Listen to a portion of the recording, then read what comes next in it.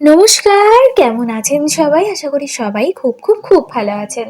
আজকে বৃহস্পতিবার, আজকে আমি কোথাও যাচ্ছি না, আজকে সারাদিন আমি বাড়িতেই থাকবো। কালকে আমি যাব বাড়ি একবার, আর যাব পড়তে।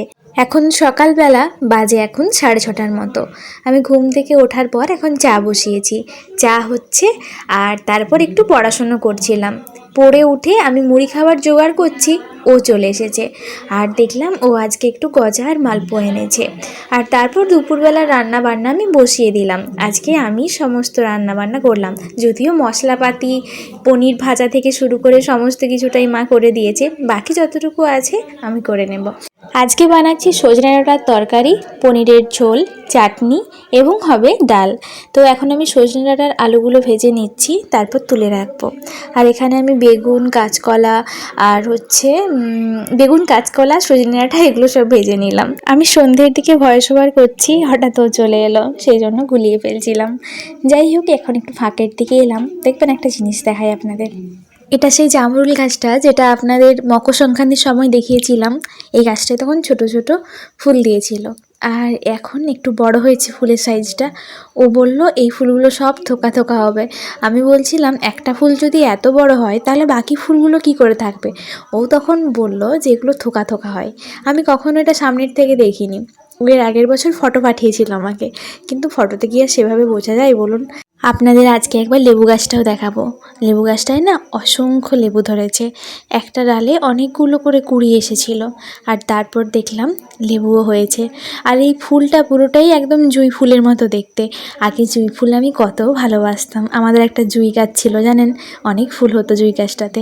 খামারের দিকে গাছটা ছিল, তারপর যখন পাকার ঘরটা হলো তখন জুঁই গাছটা কেটে দেওয়া হয়।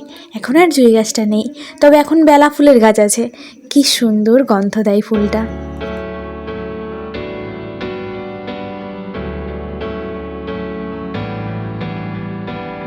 আমাদের পেয়ারা গাছটাতে লাল দুটো পেয়ারা হয়েছে, চলুন একটা পেয়ারা তুলে নিই।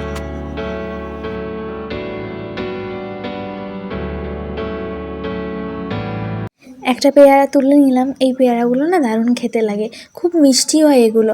কিন্তু সমস্যা একটাই, পেয়ারাটা পাকলেও বুঝতে পারি না পেয়ারাটা পেকে গেছে কিনা, কারণ এটার তো রং পরিবর্তন হয় না। সবুজ পেয়ারা যেমন দেখলে একটু বোঝা যায় হলুদ বর্ণের হয়ে যায় ওটা, কিন্তু এই পেয়ারাটা বরাবর লাল রঙের থাকার কারণে বোঝাই যায় না। আর এখন আমি লেবু গাছটার কাছে দাঁড়িয়ে আছি। এই যে দেখুন, পুরনো লেবুগুলোও আছে দু একটা, মাঝে মাঝে রয়ে গেছে, ওগুলো আর খুব বেশি নেই। আজকে ওয়েদারটা কীরকম জানেন, আপনাদের কাল বলেছিলাম সকালে একরকম, দুপুরে একরকম ওয়েদার, বিকেলে আরেক রকম ওয়েদার। আজকেও সেরকম। এই সন্ধ্যের দিকে আবার এখন ঝমঝমিয়ে বৃষ্টি নেমে গেল। বিকেলবেলায় গাছগুলো একবার জল দিয়েছিলাম। এই বৃষ্টির জন্যই খুব বেশি জলও আমি দিতে পারিনি। যাই হোক, ঝমঝমিয়ে একটু বৃষ্টি আসলো, গাছগুলো যথাযথ জল পেয়ে যাবে। আমি দুপুরবেলায় খাওয়ার পরে এলাম, বইগুলো এরকম অগোছালো হয়ে আছে। আজকে কিছু জিনিসপত্র কেচেছিলাম, সেগুলোও সব তুলে এখানে রাখা আছে, এখনও এগুলো গুছিয়ে রাখা হয়নি। বিকেলবেলায় একটু চা বানাচ্ছিলাম। বিকেলে মা কোনোদিনও চা খায় না, আর বাবা খাই র চা। যেহেতু আজকেও বাড়িতে আছে, সেই জন্য দুজন একসাথে চা খাবো বলে একটু চা বানালাম। চলুন, চা বানানো হয়ে গেছে, এরপর আমি একটু পড়তে বসবো।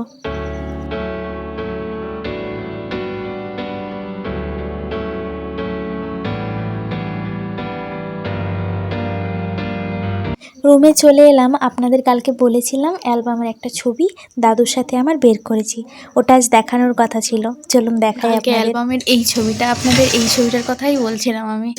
এই ছবিটা আমার এত ভালো লেগেছে, আমি বের করে নিয়েছি। এই যে দাঁড়ান, ভালো করে দেখাই আপনাদের একটু। এই ছবিটা কি সুন্দর লাগছে না? এটা দাদুর জন্মদিনে দেওয়ার কথা ছিল, কিন্তু আমার ছবিটা এত ভালো লেগেছে আমি আর দিইনি দাদুকে।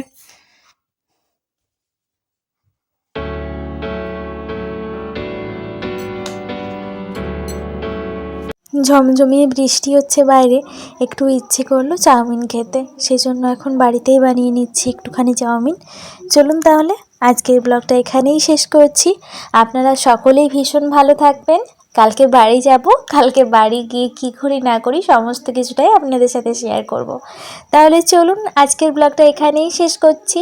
আপনারা সকলে ভীষণ ভালো থাকবেন। কালকে একটা নতুন ব্লগে আবারও দেখা হবে। টিল দেন সকলেই ভালো থাকুন, সুস্থ থাকুন, সাবধানে থাকুন।